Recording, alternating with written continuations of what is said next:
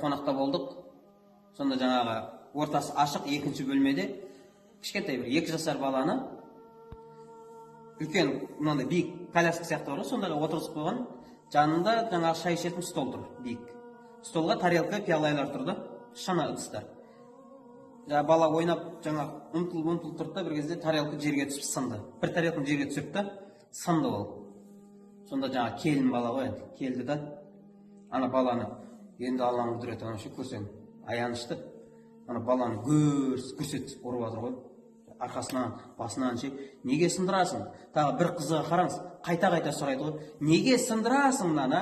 Неге сындырасың деп. Қайта. Алланың құдіреті деймін да, ол балада ол ыдысты сындырмау керек деген ақыл болатын болса, ол бірінші жаңағы палжыңғиге сиюін тоқтатар еді ол. Ондай ақыл болса да, ажырата алатындай дәрежеде болса. Қазіргі сол келіндерге айтар едім. Балаңызды ұрмаңыз. Кішкентай шыны ыдыс үшін балаңызды ұрмаңыз.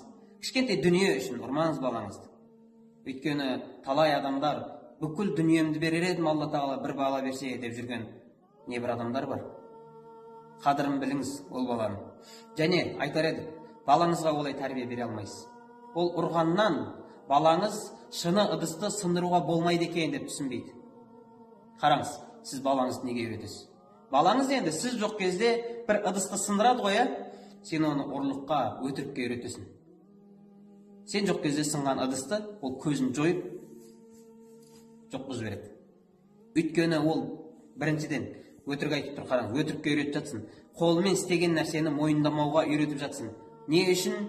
Өйткені ол біледі, саған баладан гөрі дүниенің қымбаттау артығырақ екенін. Қараңыз, сол бір шыны ыдыс үшін баланың жүрегін сындыратыныңды біледі.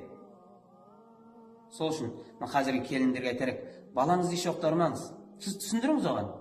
Балам, өзі шындап келген кезде 2 жасар балаға ана келіннің ақылы болса, егерде ана баланың алдына тарелканы қоймауда керек ғой. Оған өзінің ақылы жетпеді да, бала сындырып еді келіп, неге сындырасың деп жатыр да. Келіндерге айтар едік, жалпы бала тәрбиелеп отқандарға балаңызды еш уақытта ұрмаңыз.